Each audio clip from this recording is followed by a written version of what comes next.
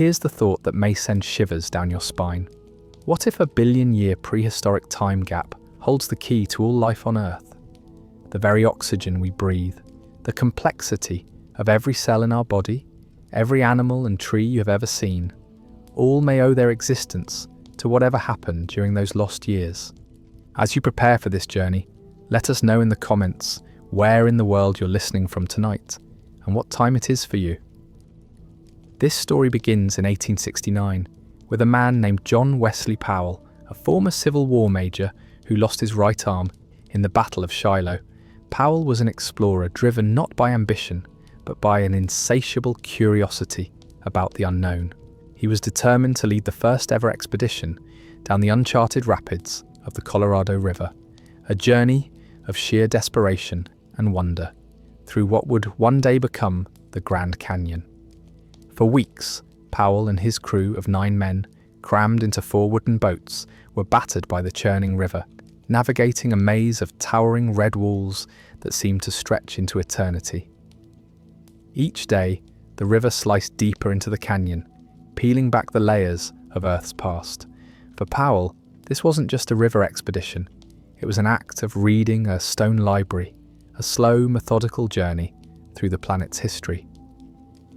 As they passed through the roaring rapids, Powell, the ever-attentive geologist, noticed something deeply strange. About 2/3 of the way down the canyon wall, he saw a perfect, knife-like horizontal line.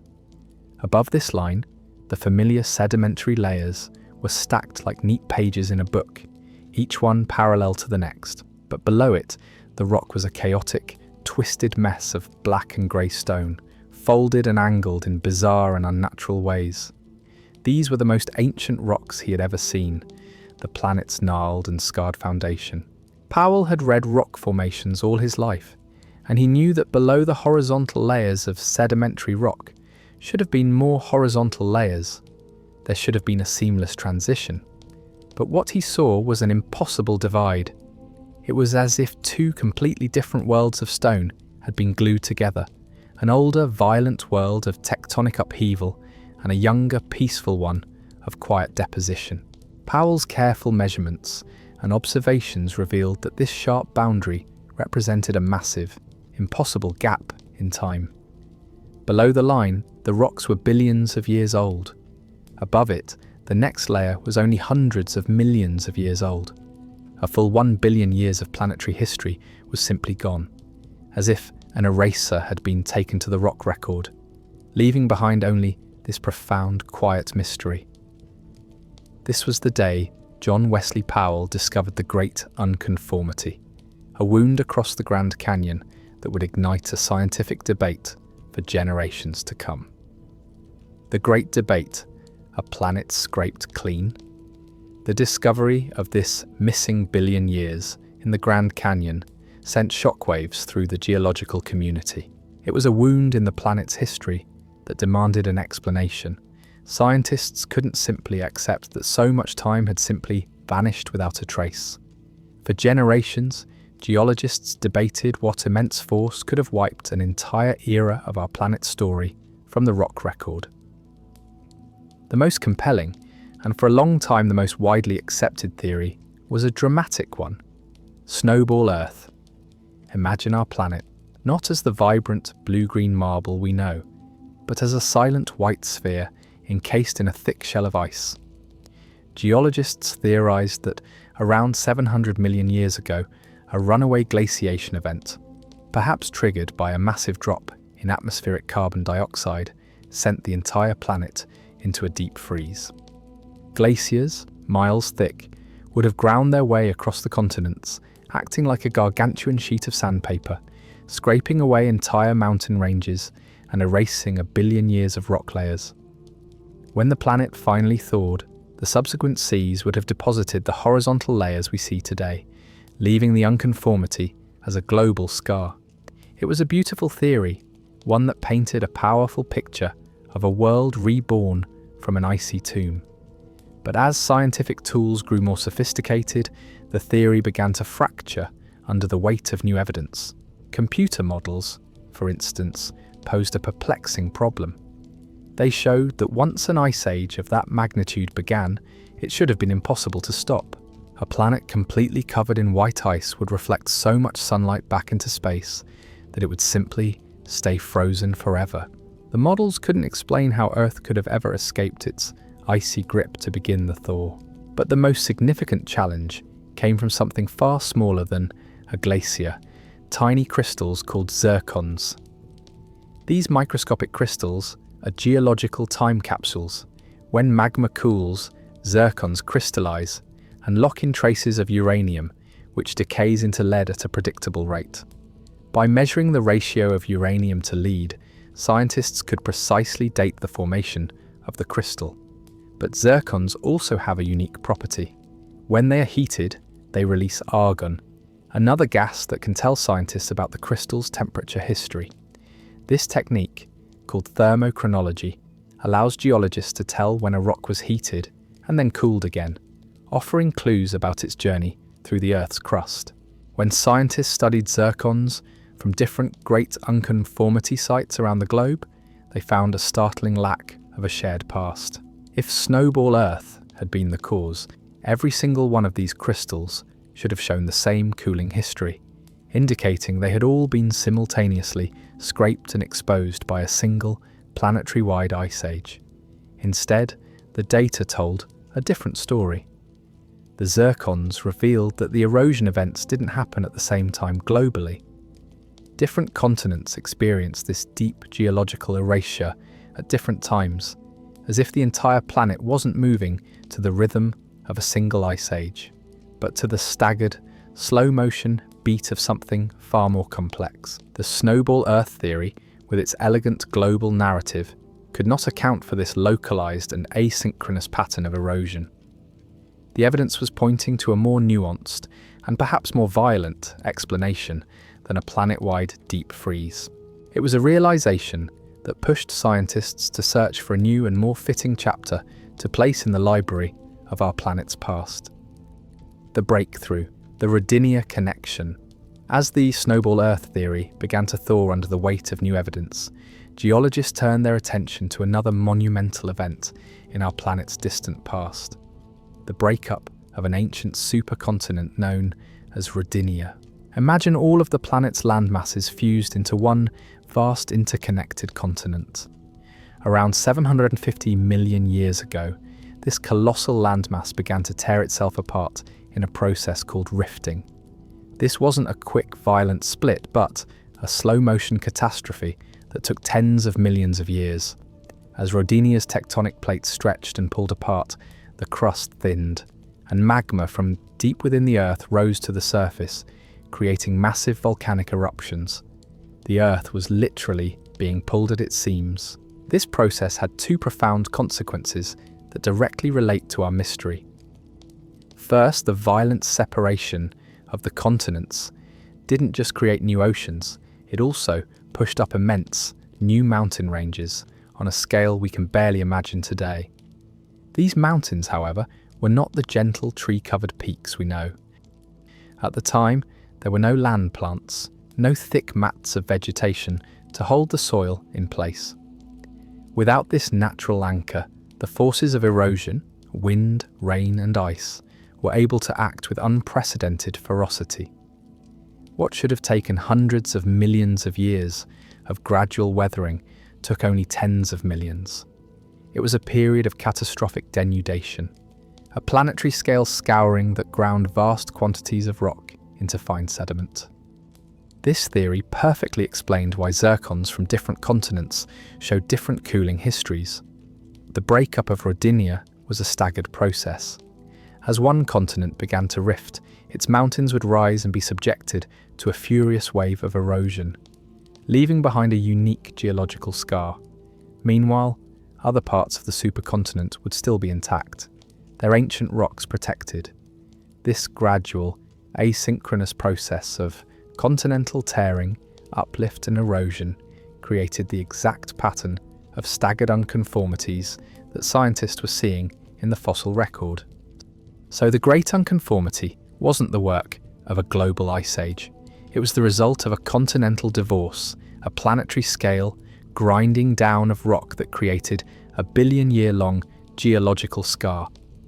But this story goes even deeper, because the most violent destruction in Earth's history was about to become the foundation of the most spectacular creation.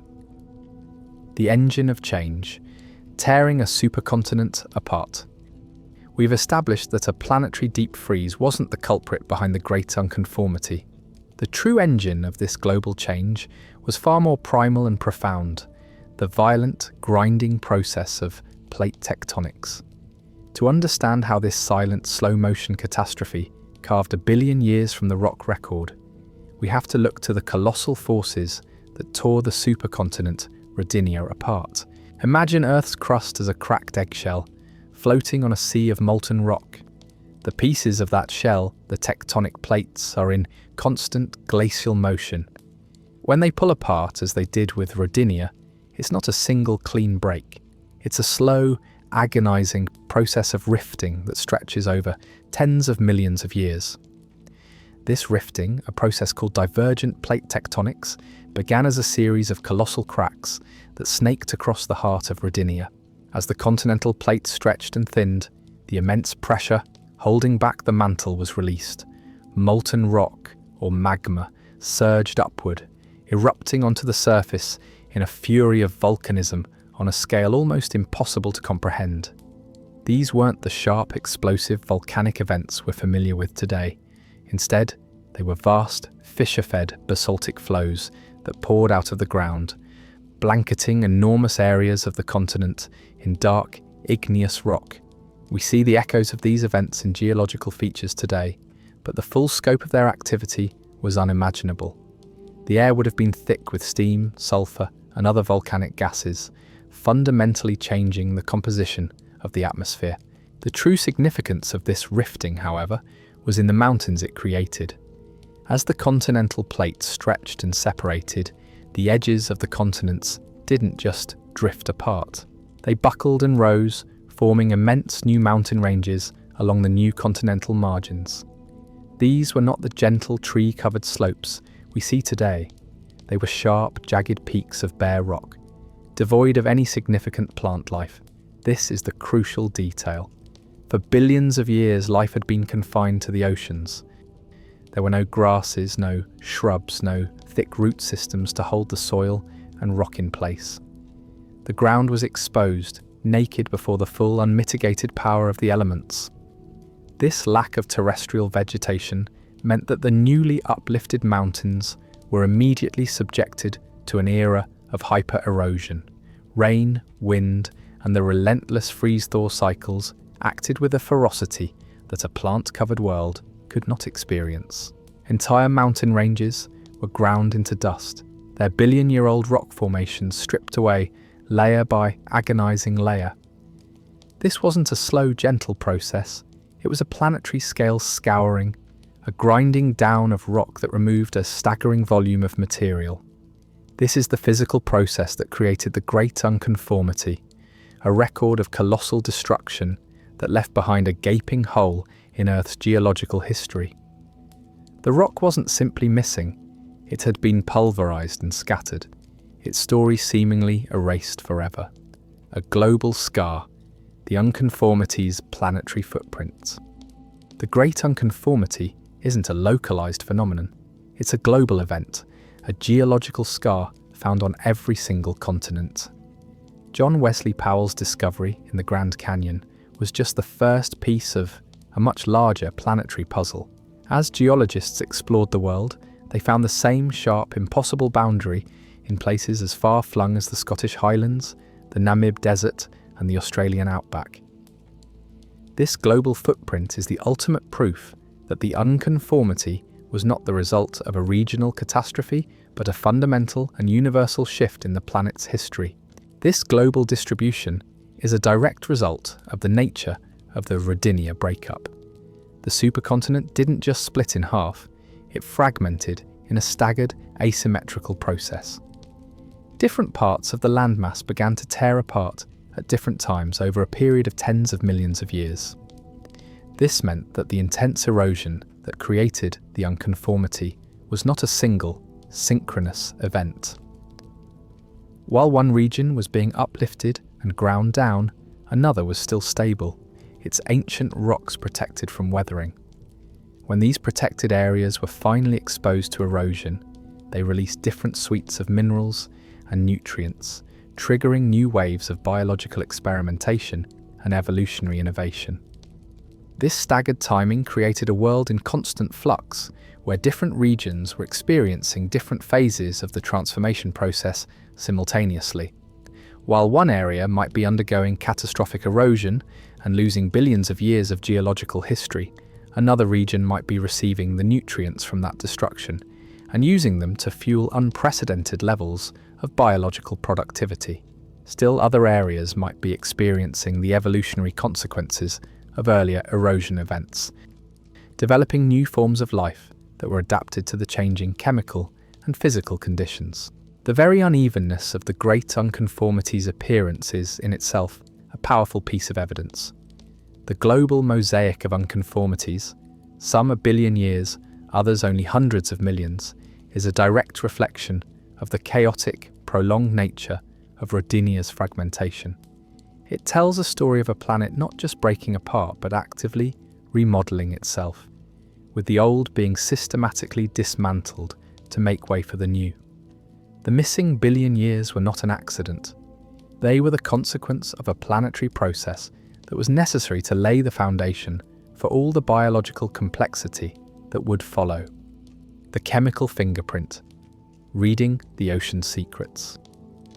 The theory of the Rodinia breakup as the cause of the great unconformity isn't just a clever idea, it's backed by a forensic trail of evidence hidden in the very chemistry of ancient rocks. Geologists can read the story of the oceans not just through their physical layers, but through the molecular signatures left behind by long-vanished waters. One of the most compelling pieces of evidence comes from an element you might not expect to be a clue: carbon. When living organisms die, their carbon-based remains can settle on the ocean floor, eventually becoming part of the rock record as limestone. The ratio of two different types of carbon, known as isotopes, specifically carbon-13 and carbon-12, can tell scientists about the amount of biological activity at a specific time. If a massive amount of organic matter is buried, it removes carbon-12 from the ocean's surface, causing the remaining water to become enriched with carbon-13. This creates a distinctive spike in the rock record, a clear signal of an immense biological event. And that's exactly what geologists found. The rocks laid down immediately after the Great Unconformity show a massive global spike in carbon-13. This signal, a planetary burp of biological productivity, is the chemical proof of the colossal algal blooms and life explosions fueled by the nutrient runoff from Rodinia's breakup. The vast quantities of new life, thriving on the newly available phosphorus, died and sank to the ocean floor, leaving behind this unmistakable chemical signature. Another crucial piece of evidence comes from strontium. Strontium, a chemical cousin of calcium, is released into the oceans from the weathering of continental rocks. The ratio of two strontium isotopes, strontium-87 and strontium-86, provides a direct measure of how much erosion and mountain building was happening at any given time. Strontium-87 is found in old continental rocks, while strontium-86 is more common in volcanic rocks from the seafloor. During the breakup of Rodinia, as new mountains of ancient continental rock were being eroded at an unprecedented rate, a torrent of strontium-87 would have been released into the oceans. When scientists analysed the rocks from that period, they found a striking, unprecedented rise in the strontium-87 to strontium-86 ratio. This wasn't a slow, gradual increase. It was a massive, unmistakable signal of a planetary scale continental erosion event, happening at the exact same time as the carbon-13 spike and the Cambrian explosion. These chemical signals, found in ancient limestones across different continents, are like two perfectly matched puzzle pieces. They tell a coherent story, a time of immense geological upheaval that led to a planetary-wide influx of nutrients, which in turn powered the most significant biological transformation in the history of life. The story of the Great Unconformity is not just a tale of missing rock. It's a silent symphony of chemical and biological change, a deep time recording of our planet's most profound transformation, the phosphorus problem, a scarcity that fueled a revolution. To truly grasp the significance of the nutrient influx, we need to understand a problem that had plagued early life for billions of years: the phosphorus problem. For life to grow and evolve, it needs a handful of key elements in abundance, often referred to as macronutrients. Chief among these are carbon, nitrogen, and phosphorus. Carbon and nitrogen were relatively abundant and accessible to early life, but phosphorus was the great bottleneck. Most of the Earth's phosphorus is locked away in continental rocks, making it scarce in the ancient, nutrient-limited oceans. This scarcity was the hard limit on the size and complexity of early life. You can have all the carbon and nitrogen in the world, but without enough phosphorus you can't build DNA, the cell membranes that enclose life, or the energy-carrying molecules, ATP, that power every living cell. Early life forms were effectively a global population of organisms living in a chemical desert, limited to the most basic, minimalist cellular forms. They couldn't grow bigger or more complex because they simply didn't have the fundamental building blocks to do so. This is what makes the erosion of Rodinia so revolutionary. The tearing apart of the supercontinent exposed fresh, unweathered rock on a planetary scale. These rocks were like vast, untapped mineral reserves, packed with the phosphorus that had been out of reach for billions of years. As the mountains were ground down into fine sediment, that phosphorus was dissolved and carried by rivers into the waiting oceans. This wasn't a trickle, it was a flood. Suddenly, the great phosphorus bottleneck was shattered. The oceans were no longer a desert, but a rich, fertile garden. This abundance of phosphorus allowed life to do something it had never been able to do before: build hard parts. The first organisms to evolve with shells and skeletons, the hallmark of the Cambrian explosion, were able to do so because they finally had enough phosphorus and calcium to construct them. This wasn't just a physical change, it was a quantum leap for life itself. A shell provided protection from predators, allowing for a new arms race of evolution. The ability to build a rigid body allowed for greater mobility and the development of more complex body plans. The world was no longer just a mat of simple organisms. It was a dynamic, moving, and interacting ecosystem. The Great Unconformity, therefore, holds the key to all life because it solved the phosphorus problem. It was the moment when our planet, through a violent act of geological destruction, finally unlocked the chemical door that had held life back for eons. It was the ultimate resource windfall, a geological gift that made all the complex multicellular life on Earth possible. The rise of oxygen, a planetary poison, becomes a gift. The story of the Great Unconformity is not just one of creation, it's also a story of a great planetary extinction, a time when one form of life gave way to another. We've established that the erosion of Rodinia's mountains led to a massive influx of nutrients into the oceans.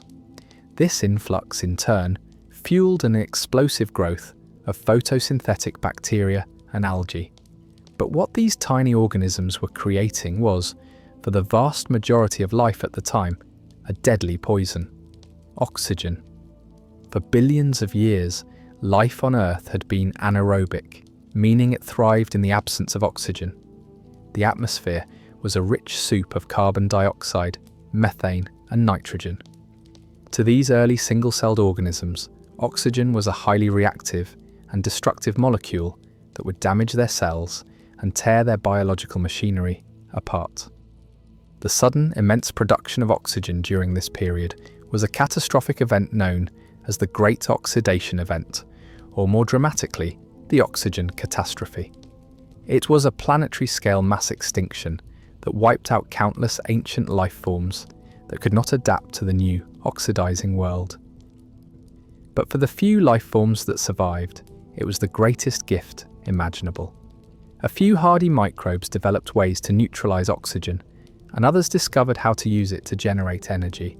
For these newly evolved organisms, Oxygen was a fuel, and it was 1,000 times more efficient than the old anaerobic methods of energy production. This newfound efficiency allowed life to do something it had never been able to do before: grow big and grow complex. This new oxygen-rich world was a prerequisite for the kind of life that would emerge in the Cambrian explosion. The evolution of a complex animal with multiple cells, specialized organs, and a nervous system is energetically expensive. It requires a constant, abundant supply of energy. That energy could only be provided by the incredible power of aerobic respiration, a process that relies on oxygen. The great unconformity, therefore, was a double-edged sword. It was the source of a global environmental crisis that killed off much of the life that had dominated the planet for eons. But in doing so, it created a new kind of world, one with a new kind of atmosphere and a new kind of energy source. It was a world that was primed for the kind of evolutionary innovation that would give rise to the very first animals, and eventually to us. Evolutionary laboratories. The Cambrian explosion.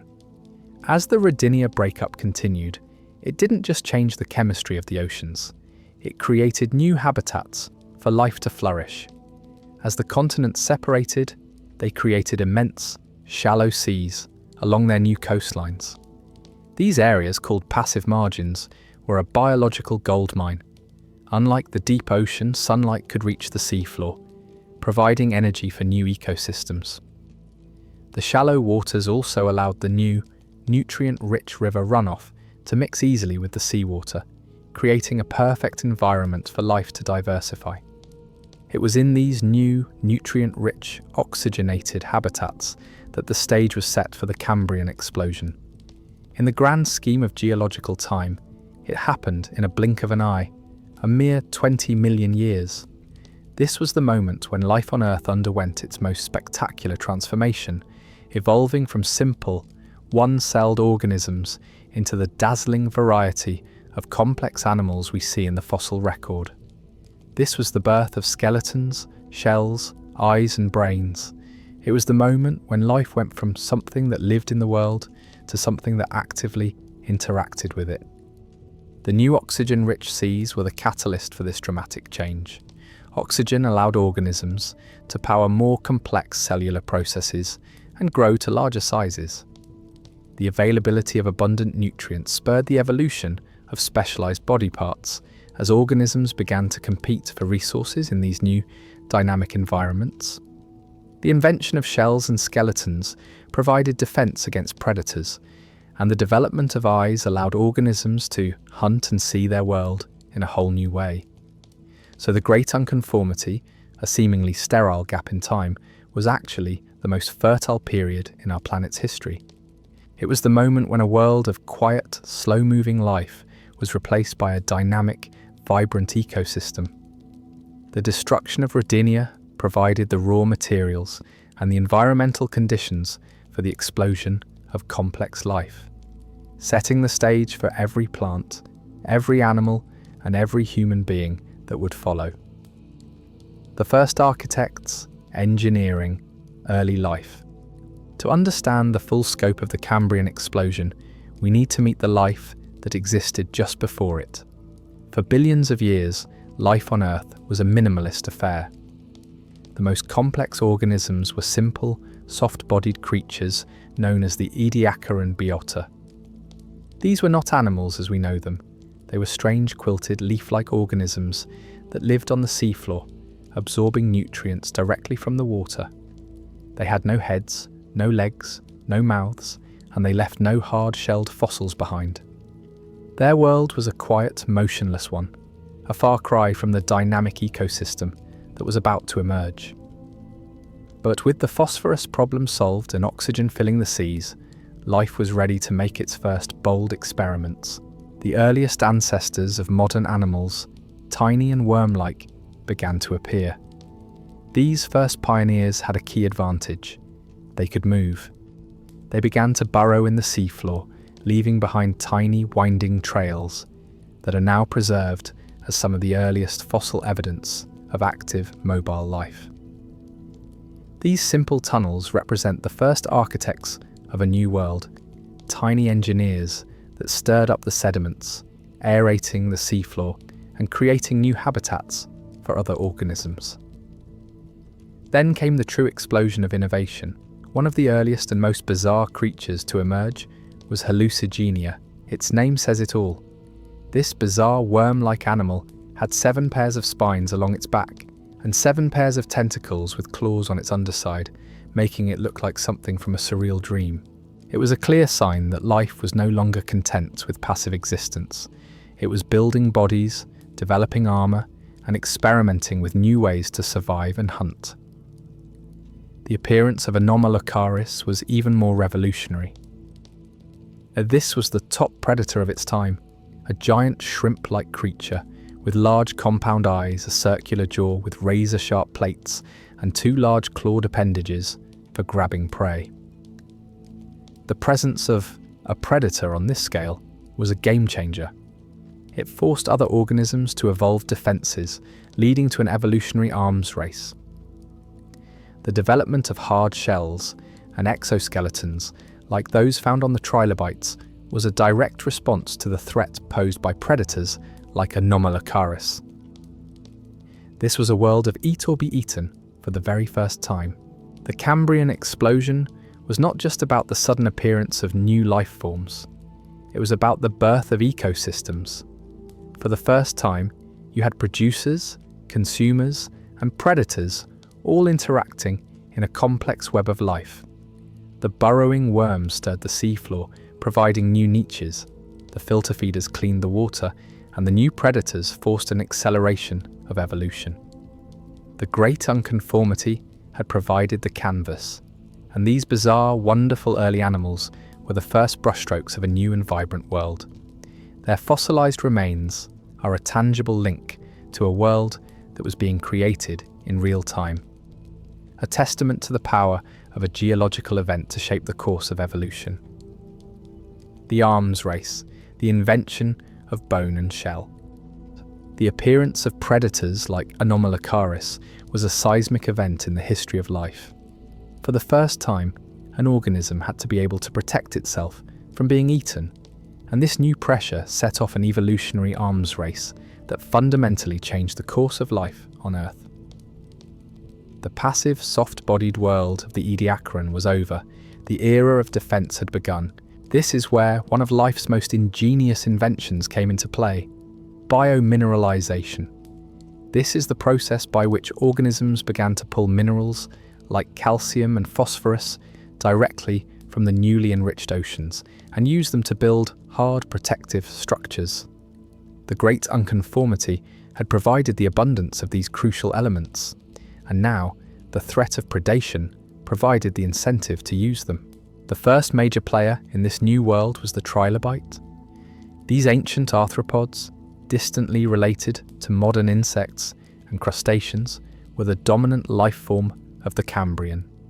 They were masters of defense encased in a hard, segmented exoskeleton that could be rolled into a tight ball to protect their soft undersides. Their sudden appearance in the fossil record is a stunning testament to the speed of the Cambrian explosion. But trilobites weren't the only ones in this race. Early mollusks began to develop primitive shells, and creatures like the first brachiopods began to build hinged, 2-part shells for protection. The world's first mineral skeletons were a revolutionary step. They provided not only defense but also a rigid framework for muscles to attach, allowing for more efficient movement and a wider range of behaviors. This was the birth of the complex body plans that would give rise to every major group of animals we know today. The Cambrian was a period of frantic experimentation. Nature was throwing every possible body plan at the wall to see what would stick. Some of the results were wonderfully strange. Consider Opabinia, a creature with 5 eyes on stalks and a long flexible trunk with a claw at the end. Or Wiwaxia, a slug-like animal covered in sharp scaly plates and 2 rows of long spines. These were not the gentle passive creatures of the Ediacaran. They were active participants in a dynamic, competitive world. The fossil record from this period, particularly from the renowned Burgess Shale in Canada, provides a breathtaking snapshot of this evolutionary chaos. The Burgess Shale, a site of exceptional fossil preservation, has revealed an ecosystem brimming with unique and bizarre life forms, all evolving at an incredible pace. What it shows us is a world that, thanks to the great unconformity, had just unlocked its full biological potential. The missing billion years had been a quiet phase of preparation, and now, the doors to Earth's grand evolutionary experiment were finally, spectacularly open. The rise of vision, seeing the world for the first time, the evolutionary arms race sparked by the great unconformity didn't just create hard shells and skeletons, it created a new way of interacting with the world. For billions of years, life had been a series of passive encounters, but with the advent of predators and prey, the ability to sense the environment became a matter of life or death. The ultimate advantage in this new world was sight, and the Cambrian period saw the spontaneous, simultaneous invention of the eye. While simple light-sensing patches had existed before, the Cambrian explosion led to the rapid evolution of complex compound eyes. Like those found on the trilobite, these sophisticated optical systems, made up of hundreds or even thousands of individual lenses, allowed creatures to not just detect light, but to form a true image of their surroundings.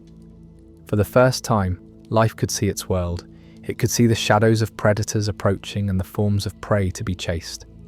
This was a revolutionary shift in perception, a change so profound that it would shape the future of all life on Earth. The invention of the eye created a feedback loop of unimaginable speed. A creature with better vision could see its prey more clearly, and a prey animal with better vision could see its predator coming. This new pressure accelerated the arms race, driving the rapid evolution of faster, more agile bodies and more intricate defensive strategies. The world went from a quiet, passive garden of slow-moving life to a dynamic, high-stakes arena of perception and reaction. This rapid innovation also extended to other senses. For the first time, creatures began to evolve complex antennae and nervous systems to process information about their environment. The head, a centralized location for a brain and sense organs, began to emerge as a common body plan. This was the birth of cognition, of a centralized control system that could process sensory input and make rapid decisions. The Cambrian explosion was not just a biological event, it was a sensory one. It was the moment the world began to be perceived and understood by its inhabitants. It was the birth of consciousness, of a sense of being in the world. And it was all made possible by the raw materials and the environmental conditions provided by a geological catastrophe that happened hundreds of millions of years earlier. The missing billion years were not empty, they were a quiet, invisible period of preparation, setting the stage for the most spectacular show in Earth's history. The paleontological revolution, discovering a lost world. We've explored the chemical and geological evidence, but the most captivating chapter in the story of the great unconformity is written in the bodies of the creatures themselves. For much of its history, the study of the Cambrian period was based on a handful of hard-shelled fossils, trilobites, and a few other armoured creatures. Scientists knew a biological explosion had occurred, but they had no idea what the world truly looked like. That all changed with the discovery of one of the most remarkable fossil sites on Earth, the Burgess Shale. The story of the Burgess Shale is as much a human one as a geological one. It begins in 1909 with Charles Walcott, a prominent paleontologist and then secretary of the Smithsonian Institution. While riding on horseback through the Canadian Rocky Mountains, he noticed a tiny fossil chip on a scree slope near what is now called Mount Stephen. He followed the trail of fossils up the mountain, eventually locating the source, a deep ancient layer of rock called the Burgess Shale. What he found there was a paleontological miracle. Most fossils preserve only the hard parts of an organism, like bones or shells, but the Burgess Shale had a unique combination of conditions that allowed for the preservation of delicate soft tissues. Around 508 million years ago, in what was then a shallow sea, periodic underwater mudslides would entomb entire marine ecosystems. The fine silt and the lack of oxygen in the sediment prevented the creatures from decaying, preserving them in exquisite detail. Walcott, over a period of many years, excavated tens of thousands of fossils from the site, documenting creatures with feathery gills, intricate digestive systems, and soft, unarmored bodies that had never been seen before. Walcott's initial interpretation, however, was coloured by the scientific views of his time. He believed that all of these strange and bizarre creatures were simply early, primitive versions of modern animal groups. He would often classify a creature with a weird body plan as an early arthropod or a primitive mollusk, forcing the new evidence into a familiar framework. For decades, the Burgess Shale was seen as a testament to the slow, steady progress of evolution toward the forms we see today. But in the 1970s, a new generation of paleontologists, including Stephen Jay Gould and Simon Conway Morris, re-examined Walcott's vast collection. They were astonished by what they saw. These were not primitive versions of modern animals. Many of them were completely unique body plans that had no modern descendants. They were evolutionary experiments that had failed and been wiped from the face of the earth, leaving no trace other than their fossilized remains in this one isolated location. This reinterpretation of the Burgess Shale fossils was a scientific revolution. It showed that the Cambrian explosion was not a slow, gradual process, but a rapid, chaotic period of explosive innovation. It was a time when evolution was experimenting with every possible design, and many of these designs were far more bizarre and alien than anyone had ever imagined. The Burgess Shale, therefore, became the single most important window into the direct aftermath of the Great Unconformity, a tangible record of the moment when a sterile, single-celled world became a vibrant, dynamic one. It is a fossil graveyard, but it is also the birthplace of all complex life. A silent, ancient snapshot of the moment a quiet planet began to truly awaken. The ultimate survivor. The single-celled legacy. While the Cambrian explosion was transforming the animal kingdom, what about the life that came before? Did it simply vanish, replaced by the new complex creatures? The answer is no. Even as the oceans were becoming a dynamic, competitive arena, the simple, single-celled life that had ruled the planet for billions of years continued to thrive, carving out its own unique legacy. This continued existence is another key piece of evidence, a living testament to the sheer scale and diversity of the Great Unconformity's impact. One of the most remarkable of these survivors is a type of fossil called a stromatolite. These layered, dome-like structures are not the remains of a single organism, but are built up over thousands of years by layers of cyanobacteria, a type of photosynthetic microbe. Stromatolites are among the oldest fossils on Earth, and they dominated the shallow seas for much of our planet's history. But with the Cambrian explosion, they became much less common, as the new mobile organisms, like grazing snails and burrowing worms, began to consume them or disrupt their delicate structures. However, the stromatolites did not disappear entirely. They found refuge in extreme environments that were inhospitable to the new, complex life forms. They retreated to highly saline lagoons and hot springs, places where no other life could survive. In these modern stromatolite communities, found in places like Shark Bay in Western Australia, we have a living link to the pre-Cambrian world. They are a physical representation of the massive evolutionary shift that occurred. They show us that the Great Unconformity didn't just create new life. It forced the old life to adapt and find new niches. The survival of these ancient organisms highlights another crucial point. The impact of the unconformity was not uniform. While some areas of the globe were undergoing catastrophic erosion and biological revolution, others were more protected. Some parts of the ancient supercontinent, Rodinia, were more stable, not experiencing the same level of rifting and uplift. This meant that certain ancient environments remained relatively unchanged, acting as refuges for the kind of life that existed before the Great Change. This staggered transformation created a world in constant flux, where different regions were experiencing different phases of the transformation process simultaneously.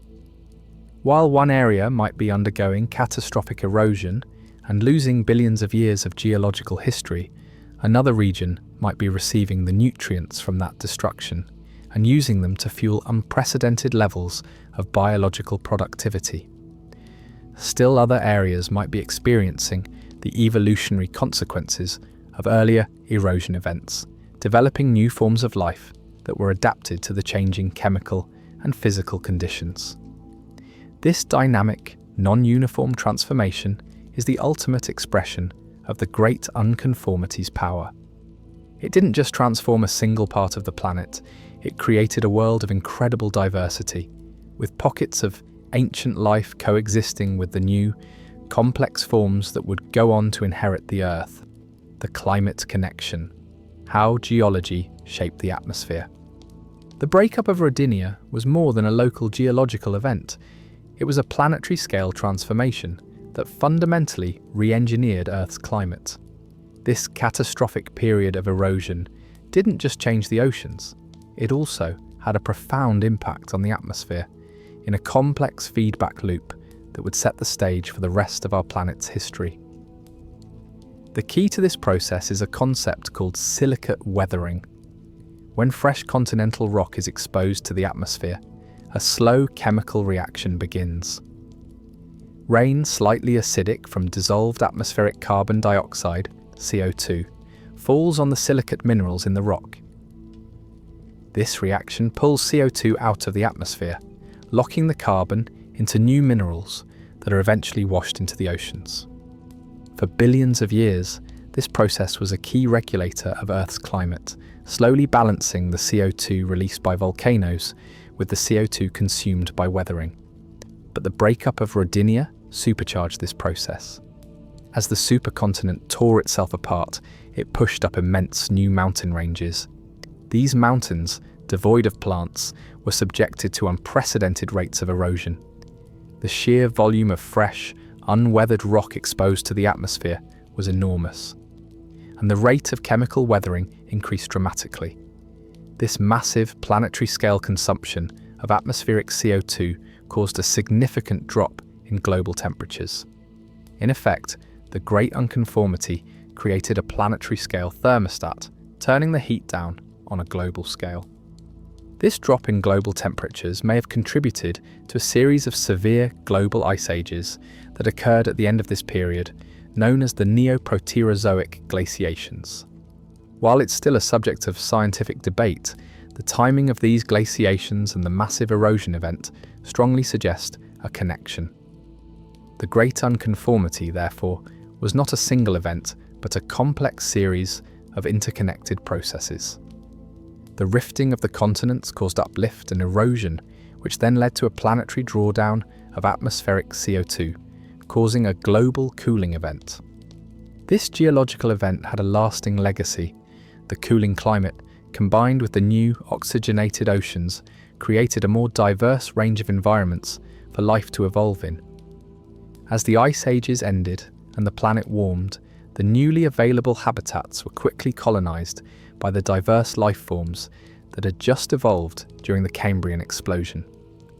The Great Unconformity didn't just create a new planet, it created a dynamic, ever-changing world of climate fluctuations and diverse ecosystems.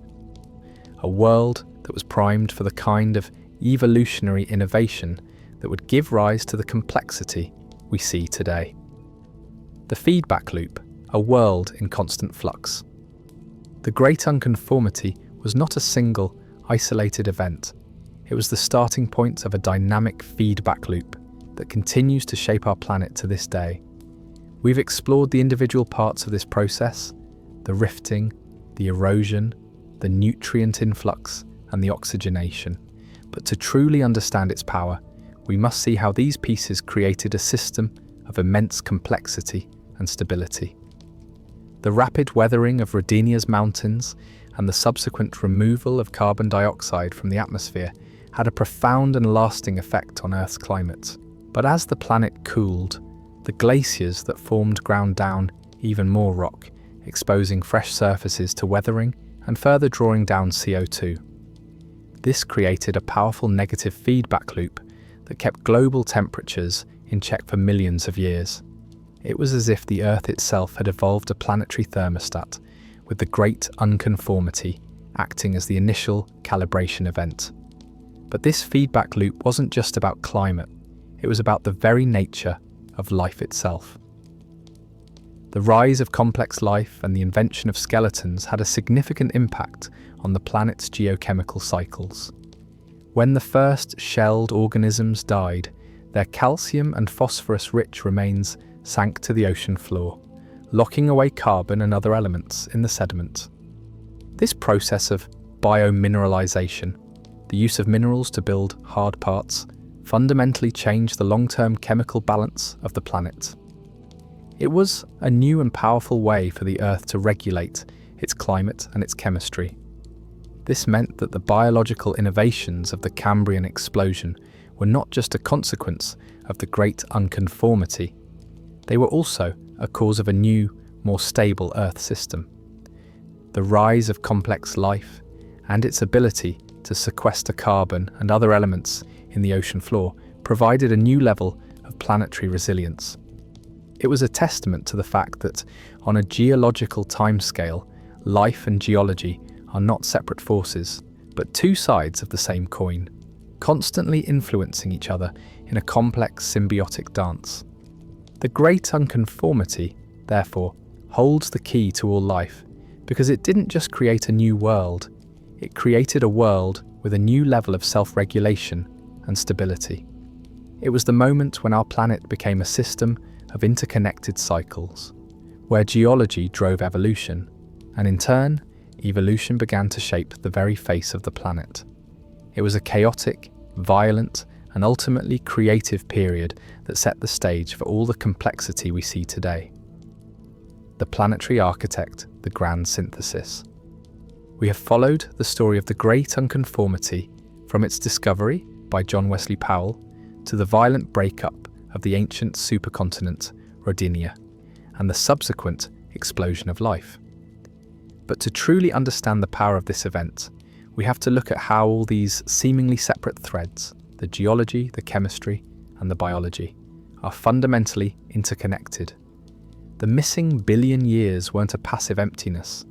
They were a period of active, invisible work, a planetary scale remodeling that created the conditions for all the complexity we see today. The Great Unconformity acted as a planetary scale catalyst, accelerating the fundamental cycles by which Earth operates. The breakup of Rodinia was the engine of this change.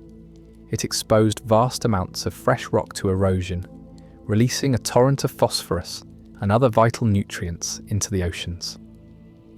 This nutrient influx fueled unprecedented blooms of photosynthetic organisms, which in turn changed the chemistry of the atmosphere and oceans forever. For the first time, oxygen-rich environments could support complex animal life. The evolution of new organisms, which could build skeletons and shells from the now abundant minerals, created an evolutionary arms race and fundamentally changed the long-term chemical balance of the planet. This transformation wasn't a one-time event.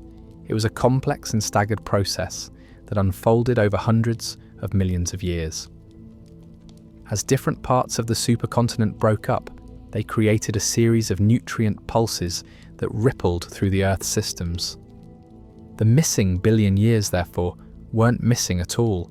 They were hidden in the consequences of their own destruction, preserved not in rock layers, but in the living legacy of every organism that has ever drawn breath on our planet. The Great Unconformity is more than a geological scar. It is the physical representation of the birth of the modern Earth, a time when our planet became a world that could support not just life, but life that could see, think, and dream. The future of the unconformity, a puzzle for a new generation. The story of the Great Unconformity doesn't end with the Cambrian explosion. It continues to evolve as new scientific tools provide us with even deeper insights. Today, a new generation of geologists is using cutting-edge techniques to unravel the remaining secrets of this billion-year-old mystery. One of the most promising new avenues of research is the study of paleomagnetism. When volcanic rocks cool, the magnetic minerals within them align themselves with Earth's magnetic field at that time. By studying the orientation of these magnetic minerals in rocks from different continents, scientists can reconstruct the ancient positions of the continents themselves. This allows them to create precise maps of Rodinia, tracing the exact paths of the plates as they tore apart. This new data is providing more compelling evidence than ever before for the staggered asymmetrical breakup of the supercontinent, confirming that the Great Unconformity was a direct result of this massive geological event. Another key area of research is the analysis of ancient sedimentary basins. These are the areas where the vast amounts of eroded material from Rodinia's mountains were deposited. By studying the layers of sediment in these basins, geologists can get a more precise timeline of the erosion events, measuring the rate at which the mountains were ground down and the volume of material that was washed into the oceans.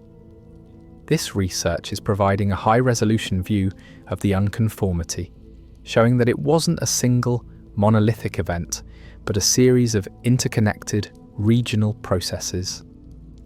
Even the oceans themselves are giving up new secrets. Scientists are now able to analyze the trace elements and isotopes in ancient sedimentary rocks to reconstruct the chemistry of the oceans at the time. This research is providing a more detailed picture of how the ocean's nutrient levels and oxygen content changed during and after the Rodinia breakup, offering even stronger evidence for the link between geology and the Cambrian explosion. The Great Unconformity, therefore, is not a solved puzzle. It's an active area of research that continues to push the boundaries of our understanding of Earth's history. It reminds us that our planet is not a static place, but a dynamic, ever-changing system where every major event, no matter how ancient, has a lasting legacy. The missing billion years may be a puzzle for today's scientists, but their ultimate message is clear. The deepest mysteries of our past hold the keys to understanding our present and our future. The Grand Unconformity's enduring mystery, an unfinished story. The story of the Great Unconformity is a testament to the fact that some of the greatest scientific puzzles are never truly solved. They simply evolve as our understanding of the world deepens. The missing billion years may be explained, but the mystery continues to ripple through time, shaping the world in ways we are only beginning to comprehend. The unconformity is more than a geological feature. It is a profound philosophical statement about the nature of our planet and our place on it. It reminds us that our world is a living, breathing system of interconnected cycles, where every event, no matter how ancient, has a lasting legacy. The journey of the Great Unconformity, from a simple discovery in the Grand Canyon to a planetary-scale narrative of destruction and creation, is the perfect example of how science progresses. We moved from simple, elegant theories like Snowball Earth, which fit the broad evidence but failed on closer inspection, to a more complex and messy reality. The messy reality of a supercontinent slowly tearing itself apart, of oceans undergoing chemical change, and of life evolving at a frantic, chaotic pace is far more compelling than a simple theory. This grand narrative, a story of geology, chemistry, and biology all dancing together, offers a powerful lesson. It tells us that what appears to be a flaw or a hole in our planet's history is actually its most brilliant feature. The missing billion years were not an accident, but a necessary period of planetary remodeling that created the conditions for all the complexity and beauty we see today. The unconformity is our planet's oldest and most enduring mystery, a silent testament to the fact that even in the quietest, most forgotten places, the greatest stories are waiting to be told. The philosophical echo, the unconformity's deeper meaning. The story of the great unconformity is a scientific marvel, but it is also a profound philosophical statement. Beyond the geology and the biology, the missing billion years whisper a deeper truth about time, change, and our place in the cosmos. For a channel dedicated to mysteries, this geological scar is more than a scientific puzzle. It is a meditation on the nature of reality itself. One of the most powerful lessons of the unconformity is about the illusion of stasis. In our human lives, we often perceive time as a linear, uninterrupted flow. We assume that the past is a continuous record, an unbroken chain of events leading to the present. The great unconformity shatters this illusion. It shows us that history is not a continuous line, but a series of punctuated leaps, of immense voids where the very fabric of time seems to have been erased. It forces us to confront the humbling reality that our own history, our own record of existence, is fragile and incomplete. It reminds us that what seems permanent to us is fleeting on a geological timescale. This geological wound also offers a powerful new perspective on the relationship between destruction and creation. We are conditioned to see these two forces as opposites. We mourn destruction and we celebrate creation. But the unconformity reveals a more complex truth. They are two sides of the same coin, locked in an eternal, symbiotic dance. The most violent and catastrophic act of planetary destruction, the grinding down of a supercontinent, was the very act that created the conditions for the most spectacular biological creation. It was a chaotic, destructive process that was, in fact, an act of supreme generosity, a planetary sacrifice that provided the raw materials and the environment for complex life to emerge. This idea resonates with ancient wisdom and modern physics alike. In the birth and death of stars, in the subatomic world of quantum mechanics, we find this same duality.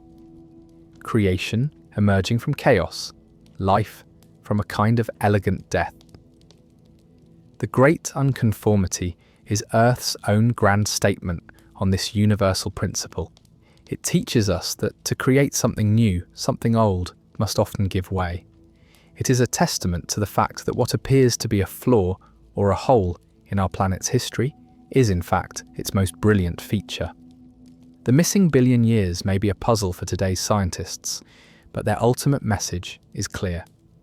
The deepest mysteries of our past hold the keys to understanding our present and our future. The unconformity is our planet's oldest and most enduring mystery, a silent testament to the fact that even in the quietest, most forgotten places, the greatest stories are waiting to be told. The human analogy, scaling the unfathomable. We have spoken of billions of years of planetary scale erosion and of continents tearing themselves apart. These concepts are so immense that they can be difficult to truly grasp. Our human minds are built to understand things on a human scale. The length of a year, the span of a lifetime, the height of a mountain we can climb. To truly understand the great unconformity, we must find a way to shrink it, to bring this unfathomable mystery down to a scale we can hold in our hands. Imagine your life from the moment you were born to this very second is a single grain of sand. A life of 80 years, all its memories, its loves, its losses, its triumphs, all condensed into one tiny, almost invisible particle. Now imagine that the entire history of human civilization, from the building of the Great Pyramids to the invention of the internet, is a single handful of sand. All of recorded history, all of our books, our art, our philosophy, a mere cluster of grains. Now imagine that the entire history of complex life, from the first fish to the dinosaurs to the very first primates, is all of the sand on a single beach. The sheer number of grains is incomprehensible, but we know it can be measured. That beach represents a mere handful of hundreds of millions of years. The great unconformity, a billion-year gap in time, is something else entirely.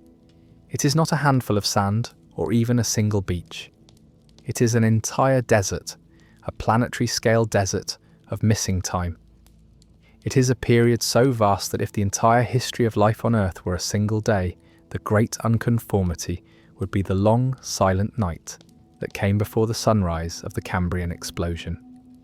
It would be a night so long that for every minute of life that followed, there would be an hour of silent, dark, and seemingly empty history that came before. This simple analogy helps us grasp the true scale of the mystery. It wasn't just a brief pause in time, it was an era of such monumental length that it dwarfs everything we think of as history. It was a time when the earth was silent and desolate, a time that seems utterly pointless and empty, a void that should have swallowed life forever. But as we've learned, that void was not empty, the sand was not missing, it was in the process of being created. The immense, seemingly pointless grinding of rock was an act of planetary labour, a cosmic transformation that was necessary to create the very beach that would one day hold all the sand of life. The great unconformity is more than a scientific puzzle. It is a profound lesson in perspective. It teaches us that on the grand stage of geological time, emptiness can be a form of preparation, and silence can be a profound promise. The living legacy. We are the unconformity. So, where does this leave our story? We've travelled from a quiet discovery in the Grand Canyon to a planetary-scale catastrophe, a geological scar that seemed to represent a catastrophic loss. But as you can now see, the great unconformity was not a gap in the story of life, it was the very story itself. The missing billion years weren't missing at all. They were a period of violent transformation where the Earth was quite literally destroyed and then remade. And in that act of immense, slow-motion destruction, our planet became a world capable of supporting complex life. It was a chaotic process that converted a billion years of solid rock into the very nutrients that would fuel the Cambrian explosion, filling the seas with the oxygen required for life to become complex and diverse. The story of the great unconformity, it turns out, is not just a tale of geology and ancient life. It is our story. Every complex organism alive today, from the smallest insect to the largest whale, traces its ancestry back to those first experiments in multicellular life that appeared right after the missing billion years. The evolutionary innovations that emerged from the environmental chaos following Rodinia's breakup form the foundation of all modern biological complexity. The DNA in our cells carries molecular signatures of that ancient transformation. The oxygen we breathe was first produced by the organisms that flourished in those nutrient-rich post-unconformity seas.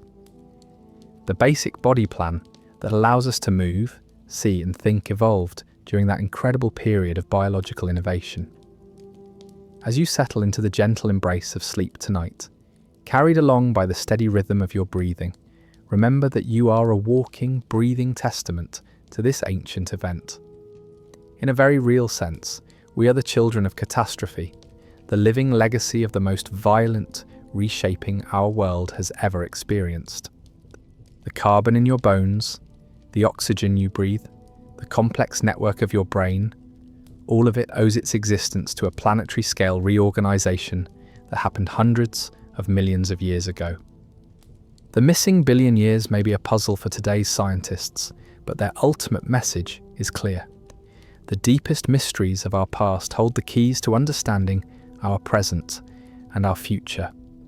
The unconformity is our planet's oldest and most enduring mystery, a silent testament to the fact that even in the quietest, most forgotten places, the greatest stories are waiting to be told. It is a testament to the fact that what appears to be a flaw or a hole in our planet's history is in fact its most brilliant feature. What appeared catastrophic on short timescales often proves beneficial on longer ones. What seems like permanent loss often turns out to be temporary transformation. The Great Unconformity reminds us that destruction and creation are not opposites, but partners in the cosmic dance that has shaped our world for billions of years. This prehistoric time gap that holds the key to all life continues to whisper its secrets to those patient enough to listen, revealing truths about our past that illuminate possibilities for our future we're only beginning to understand. In the missing billion years, we find not emptiness but fullness, not absence but presence, not ending but eternal beginning. The missing billion years that hold the key to all life continue to inform our understanding of what's possible when destruction becomes creation, when catastrophe becomes opportunity, when apparent ending becomes profound beginning. The Great Unconformity didn't represent an ending. It was the beginning of everything we know and love about life itself. The ultimate mystery of Earth's lost chapter is that it's not lost at all. It's preserved, not in rock layers, but in the living legacy of every organism that has ever drawn breath on our planet. Perhaps this is the deepest mystery of the Great Unconformity. Not merely a silence in time nor an emptiness in stone, but a wound carved into the earth itself. A scar that summoned forth the possibility of complexity. It was ruin that became creation, erasure that became renewal. A billion years offered up, vanished into shadow, so that life could rise in the light. And we, latecomers in this story, stand upon the edge of that absence, gazing into the forgotten gulf, knowing that without its loss, we would never have been. A billion years surrendered, so that we might stand here, asking where they went. And so we are left to ponder the ultimate mystery. If a billion years of history can simply vanish, what else have we failed to see? Are there other missing chapters hidden in the silent stone beneath our feet? Let us know what you think in the comments below. We'd love to hear all of your theories.